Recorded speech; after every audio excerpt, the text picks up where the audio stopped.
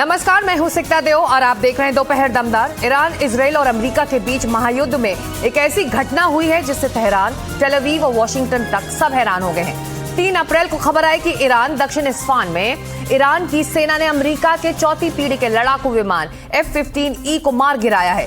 खबर जैसे जैसे आगे बढ़ी तो पता चला कि विमान में मौजूद एक पायलट और एक कर्नल वेपन ऑफिसर ईरान की सीमा में सुरक्षित इजेक्ट हो गए हैं। अमेरिका ने अपने पायलट और कर्नल को निकालने के लिए कॉम्बैट रेस्क्यू अभियान चलाया। पहले पायलट को रेस्क्यू किया गया, फिर 48 घंटे बाद अमेरिका के राष्ट्रपति डोनाल्ड ट्रंप ने कहा कि एक कर्नल को भी सुरक्षित रेस्क्यू कर लिया गया है। इस पूरे रेस्क्यू मिशन में अमेरिका के एलीट नेवी सील कमांडोज, दर्जनों लड़ाकू विमान, मिलिट्री ट्रांसपोर्ट एयरक्राफ्ट शामिल थे। सेना के एक अधिकारी को ढूंढने के लिए अमेरिका ने इतना बड़ा डिप्लॉयमेंट किया कि इसको लेकर ईरानी मीडिया में कई तरह की चर्चाएं होने लगी। कई रिपोर्ट में ऐसा कहा जा रहा है कि अमेरिका ये ऑपरेशन ईरान के यूरेनियम पर कब्जे का भी हो सकता है। दरअसल दक्षिण इस्फहान में ही ईरान का परमाणु रिसर्च सेंटर भी है। ये दावा किया जाता है कि ईरान ने 2025 में फोर्डो परमाणु सेंटर पर हमले से पहले संवर्धित यूरेनियम को इस्फहान में शिफ्ट कर लिया था। ईरानी मीडिया के हवाले से आ रही इन खबरों को और ज्यादा समझने के लिए हम न्यूज रूम भी चलेंगे और हमारे डिफेंस एडिटर राजीव रंजन वहां पर मौजूद हैं। तो राजीव, ये पूरा ऑपरेशन अपने आप में किसी हॉलीवुड फिल्म से कम नहीं लग रहा है जब इसकी खबरें बाहर आ रही हैं। ऐसे में ईरान की मीडिया के हवाले से एक दूसरा पक्ष भी सामने आया है। आप इस वक्त दोनों पक्षों पर और क्या ज्यादा विस्तार से बता सकते हैं? बिल्कुल, कम से कम एक पायलट के रेस्क्यू के लिए इतना ज्यादा एसेट जो अमेरिका ने इस्तेमाल किया है, उसी से कई सारे सवाल खड़े होते हैं। और जहां पर ऑपरेशन हुआ उसको ये समझने की बात है, इस्फहान परमाणु सेंटर जो है वो तकरीबन, और जहां ये ऑपरेशन हुआ है यानी पायलट जहां इजेक्ट किया है, चारमर बख्तियारी प्रांत कहा था दक्षिण इराक का, दोनों के बीच की दूरी करीब करीब 200 किलोमीटर है। और अगर एयर ऑपरेशन के पॉइंट ऑफ व्यू से देखें, यानी या फाइटर की बात करें या हेलीकॉप्टर की बात करें, तो बहुत ज्यादा दूर नहीं है। ये समय 200 किलोमीटर बहुत ज्यादा दूर नहीं है। और इस्फहान में अगर ऑपरेशन हो रहा है और एक महज एक पायलट के रेस्क्यू करने के लिए करीब करीब 45 जो है आप एयर एसेट का इस्तेमाल करते हैं, तो उससे ही कई सारे सवाल खड़े होते हैं। सब अगर आपको केवल पायलट का एक रेस्क्यू करना था, सुरक्षित रेस्क्यू करना था, उसके लिए फाइटर का इस्तेमाल आप करते हैं, समझ में आता है। उसके लिए हेलीकॉप्टर से जो पैराट्रूपर्स होते थे वह भी समझ में आ रहा है। कुछ और हेलीकॉप्टर का इस्तेमाल कर लेते, A-10 जैसे लेके जाते। लेकिन आप जो C-130 जो ट्रांसपोर्ट एयरक्राफ्ट जो है, विशेष एयरक्राफ्ट है, आप अगर उसको लेके जाते हो तो कई सवाल होते हैं। क्या उसके जरिए एक पायलट के बजाय जो है आपको कुछ और ले जाने की बात थी? तो कुछ इस तरह की बातें निकल के आ रही है। और ये समझने वाली बात है कि क्या ये ऑपरेशन पायलट है या यूरेनियम पर कब्जा करने की तैयारी है। ट्रंप ये बात जाहिर कर चुके कि हम जो ईरान का यूरेनियम है उस पर कब्जा करना चाहते हैं। दक्षिण इस्फहान में क्रैश होता है, F-15E क्रैश होता है, और उसके बाद पायलट के रेस्क्यू करने के लिए करीब 48 घंटे का ऑपरेशन लॉन्च किया जाता है। और उसके लिए अमेरिका जो है सैकड़ों कमांडो जो है पहाड़ पर उतारते हैं। वो उस जगह जहां केवल जोखिम था, बहुत ज्यादा खतरा था, उसके बावजूद अमेरिका ये ऑपरेशन लॉन्च करता है। दक्षिण इस्फहान में कहता है 5 से 6 भारी भरकम C-130 मिलिट्री एयरक्राफ्ट, और एक एयरक्राफ्ट क्रैश भी होता है और पूरा मलबा जो पूरा दुनिया ने देखा।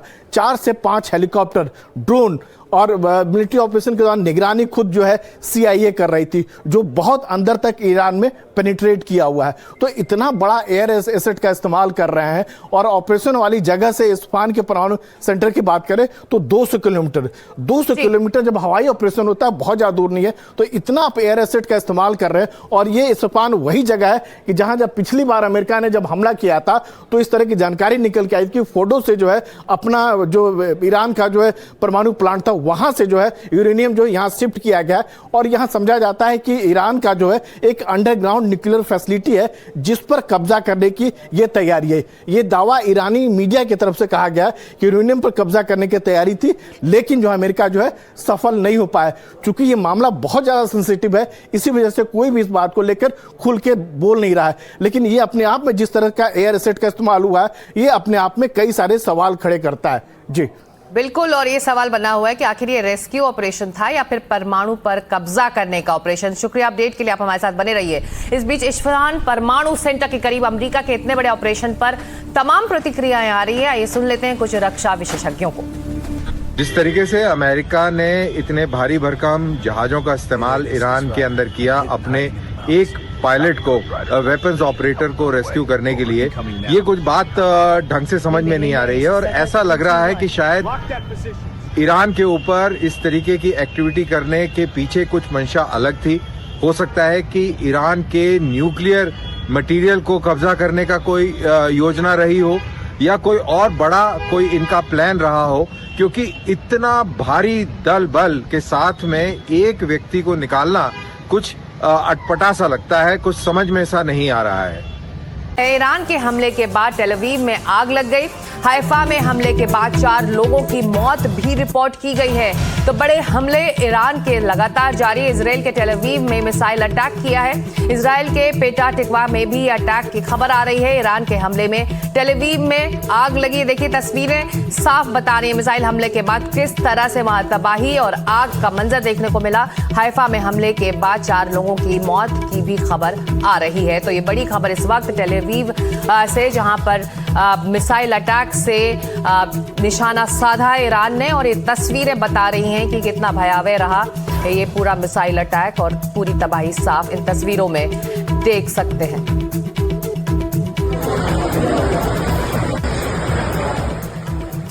और इस वक्त जो हम तस्वीरें आपको दिखा रहे हैं अलग अलग इलाकों से, टेल अवीव इजराइल से, मेहराबाद ईरान से, तेहरान ईरान से और पेटवा टिकवा इजराइल से, तो दोनों ही तरफ तबाही है। दोनों ही तरफ लगातार हमले तेज हुए हैं। तस्वीरों में साफ बयां हो रहा है किस तरह से इजराइल ईरान को निशाना बना रहा है। पलटवार करते हुए ईरान ने भी इजराइल के टेल अवीव को और इजराइल के पेटा टिकवा को निशाना बनाया है। तो ईरान के तेहरान और मेहराबाद में अटैक की भी खबर आई है। इजरायली अमरीकी तेहरान में बमबारी की गई है। ईरान मीडिया का दावा है कि अमेरिका के हमले में 6 बच्चों की मौत भी हुई है। तो इस वक्त ये बड़ी खबर और अपडेट युद्ध से जुड़ी हुई। ईरान के तेहरान और मेहराबाद में बड़ा हमला हुआ है। इजराइल अमरीकी हमलों में तेहरान में बमबारी की गई है। ईरान मीडिया का दावा है कि इस हमले में 6 बच्चों की मौत भी हुई है। ये देखिए किस तरह से धुएं का काला गुबार उठ रहा है और ईरान के कई ठिकानों पर इजराइल और अमेरिका ने अपना निशाना साधा है। और तस्वीरें तेहरान और मेहराबाद की हैं जहां पर यह बड़ा हमला हुआ है। चलते सीधे लेबनान जहां पर मौजूद है हमारे सहयोगी नजीर मसूदी। नजीर, लगातार एक तरफ बातचीत की बात आगे बढ़ रही है कि जमीन पर लेकिन तबाही के मंजर जस के तस बने हुए हैं। आप इस वक्त कहां हैं और क्या अपडेट ग्राउंड से? एक तरफ जब अमेरिका से, व्हाइट हाउस से एक खबर आ रही है, अल्टीमेटम है, लेकिन लेबनान में आप अभी क्या बता सकते हैं? लेबनान में जो है हर दिन बमबारी होती है, लोग मरते हैं। कल भी यहाँ बैरूत में बहुत ही जबरदस्त बमबारी हुई। मैं इस वक्त यहाँ हूँ जन्नह इलाके में, जो रफीक हरारी अस्पताल, जो बैरूत का सबसे बड़ा अस्पताल है, उसके ही मज़ाफात में कल बहुत ज्यादा बमबारी हुई। 4 लोग मौके पर ही मारे गए और 40 जख्मी हो गए। तो इसी तरह के कई एक हमले हुए। कल से 14 लोग मारे गए। कार में आज सवेरे भी 4 लोग मारे गए। कल एक परिवार के 5 लोग पूरे मारे गए, जिसमें बच्चे और महिला भी शामिल थे फरहता में। तो कुल मिला के हर दिन मौत और तबाही का मंजर लाता है और हर दिन लोग मारे जाते हैं, घर तबाह होते हैं, पुल तबाह होते हैं, सड़कें तबाह होते हैं, अस्पतालों की तबाही हो रही है। मेरे पीछे जो है ये रफीक हरारी अस्पताल है, जो बैरूत और लेबनान का सबसे बड़ा हेल्थ सेंटर है। वो उसके नजदीक ही कल ये हमला हुआ। तो कुल मिला के जो जंग है रुकने का नाम नहीं ले रहा है।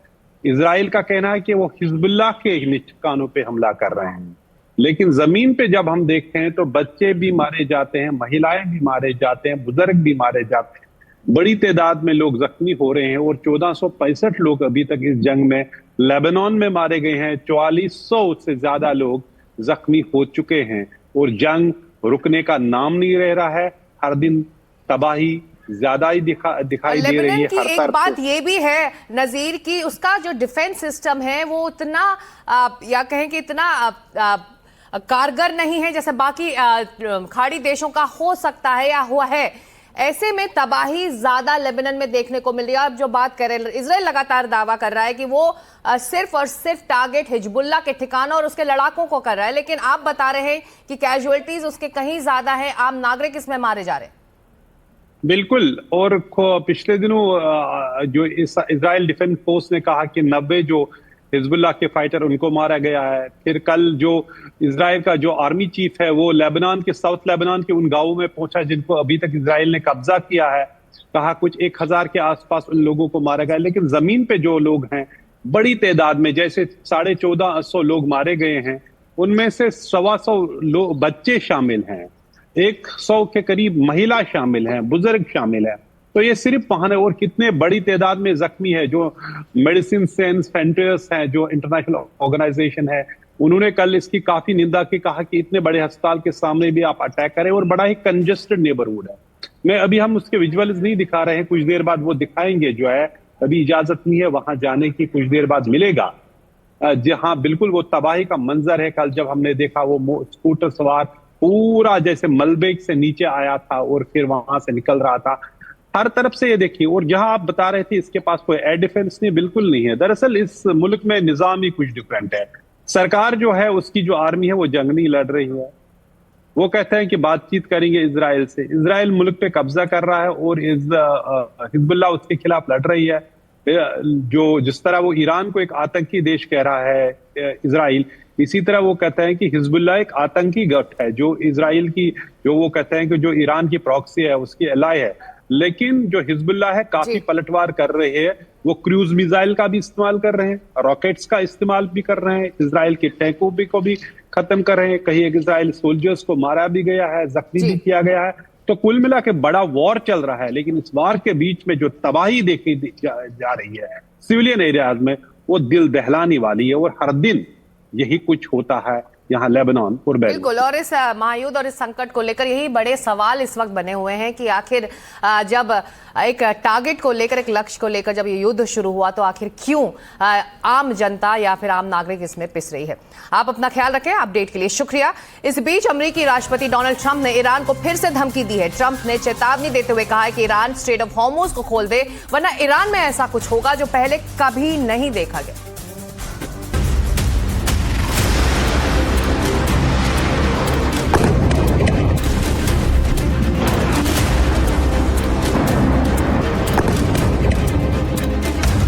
ट्रंप की ईरान को फिर धमकी।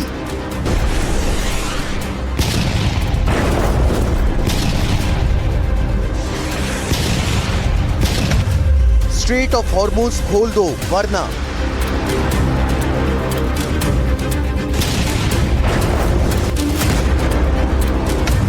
पावर प्लांट डे और ब्रिज डे वाली धमकी।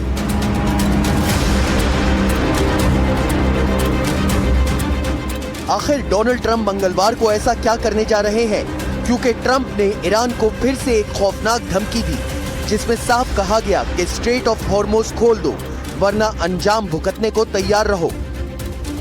डोनाल्ड ट्रंप ने सोशल मीडिया ट्रूथ पर लिखा कि अगर ईरान ने हॉर्मुज नहीं खोला तो पावर प्लांट डे और ब्रिज डे सब एक साथ मनाए जाएंगे। ऐसा पहले कभी नहीं हुआ होगा। मूर्खों, स्ट्रेट ऑफ हॉर्मुज को खोल दो वरना नरक में जाओगे। देखते रहो, अल्लाह से दुआ करो। ट्रंप की ईरान को यह धमकी पहली बार नहीं है। जितनी बार ट्रंप ईरान को धमकी दे रहे हैं, उतनी ही भारी नुकसान की बात कर रहे हैं। लेकिन इससे अलग ईरान ट्रंप की इन धमकियों से डर नहीं रहा है। ट्रंप की ओर से ईरान को 48 घंटे का अल्टीमेटम दिया गया था, और अब उसके बाद ट्रंप ने सोशल मीडिया पर यह पोस्ट लिखकर फिर से धमकी दी है। पोस्ट में ट्रंप ने साफ कहा कि ईरान में ऐसा कुछ होने जा रहा है जैसा पहले कभी नहीं देखा गया। फिलहाल पश्चिम एशिया में तनाव बना हुआ है, और ट्रंप का ये बयान ऐसे वक्त पर आया है जब हमले और भी तेज हो रहे हैं। लेकिन अमेरिका की इन धमकियों से ईरान डर नहीं रहा है। ट्रंप की ओर से दी गई धमकियों को ईरान ने सख्ती से खारिज कर दिया है। ट्रंप की तरफ से शनिवार को दी गई 48 घंटे की चेतावनी को ईरान ने बेबस, घबराया हुआ, असंतुलित और मूर्खतापूर्ण कदम करार दिया। अब देखना होगा कि ट्रंप की इस नई धमकी का ईरान किस तरह से जवाब देता है। और ट्रंप का अगला कदम क्या होता है।